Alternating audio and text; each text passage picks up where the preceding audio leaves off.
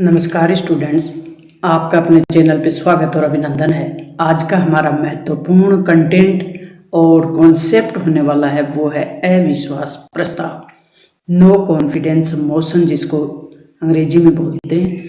तो अविश्वास किसने व्यक्त किया, ये प्रस्ताव कहाँ रखा जाता है, किस सदन में रखा जाता है, भारत में इसका प्रयोग है वो कितनी बार किया गया, यानी अविश्वास प्रस्ताव का इतिहास क्या है। ये संसदीय प्रक्रिया का एक महत्वपूर्ण हिस्सा है। सबसे पहले तो आप ये समझें, संसदीय प्रक्रिया में अविश्वास प्रस्ताव, निंदा प्रस्ताव ये महत्वपूर्ण हिस्सा होते हैं। कहने का मतलब पार्लियामेंट्री सिस्टम, जिसको हमने ब्रिटिश सरकार से ग्रहण किया था, तो ये पार्लियामेंट्री सिस्टम में आपको कॉन्सेप्ट क्लियर करवाया हुआ है कि विधायिका कार्यपालिका दोनों में गहरा संबंध होता है। विधायिका जो एमपी 543 क्षेत्रों से विजयी होकर जाते हैं और जिस भी दल को बहुमत प्राप्त होता है वो दल अपनी सरकार बना लेता है और उस दल का कोई एक नेता जो लोकप्रिय हो उसे प्रधानमंत्री बना दिया जाता है। तो जो अपने लोकसभा में 543 लोग जीत कर गए हैं, 543 एमपी जीत के गए हैं, उन्हीं में से कार्यपालिका बनाई जाती है, यानी सरकार बनाई जाती है। अब जब सरकार बना दी गई, उस सरकार में विश्वास नहीं है, यानी अविश्वास है। किसको? सदन को, लोकसभा में। तो ये जो प्रक्रिया है ये लोकसभा में चलती है। सबसे पहले तो ये ध्यान रखें, संसदीय प्रक्रिया का एक महत्वपूर्ण हिस्सा है। संसदीय प्रक्रिया में इसको सबसे अधिक बार इंदिरा गांधी के खिलाफ लाया गया और सबसे पहले लाया गया 1962 में। चीन ने भारत पे आक्रमण किया था तो 1963 में लेके आए थे पंडित जवाहरलाल नेहरू के विरुद्ध।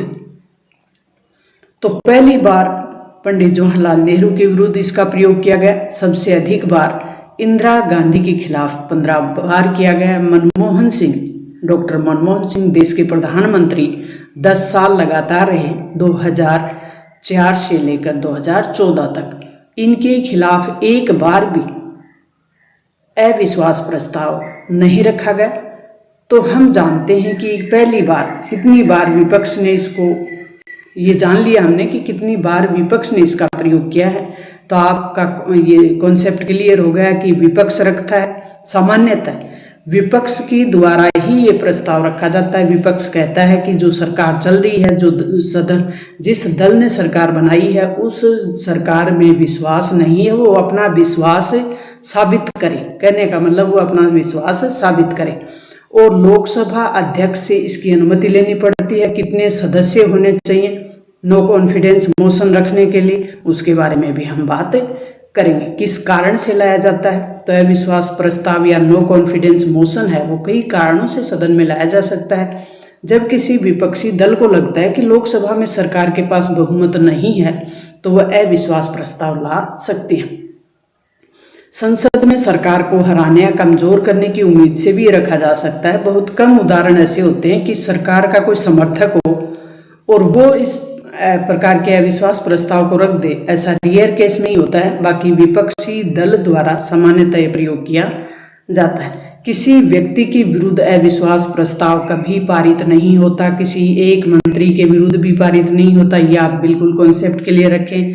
ये सरकार के खिलाफ पारित होता है। और भारत में संसदीय शासन पद्धति है। संसदीय शासन पद्धति में सामूहिक जिम्मेदारी का सिद्धांत, सामूहिक उत्तरदायित्व का सिद्धांत एक बहुत प्यारा सिद्धांत है और कॉन्सेप्ट है। इसके आधार पे सरकार की सामूहिक जिम्मेदारी बनती है और सरकार के खिलाफ ये पारित हो जाए तो प्रधानमंत्री इस्तीफा देता है, सरकार गिरती है और सभी मंत्रियों को भी इस्तीफा देना पड़ता है।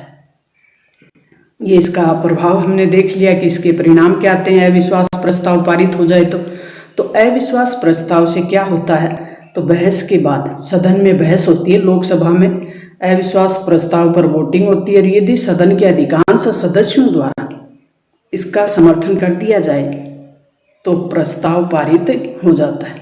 तो सदन में क्या होगी, इस पे वोटिंग होगी, सदस्यों द्वारा इसका समर्थन किया जाता है और प्रस्ताव अगर पारित हो जाए अविश्वास प्रस्ताव अगर पारित हो जाए तो सरकार को इस्तीफा देना होता है।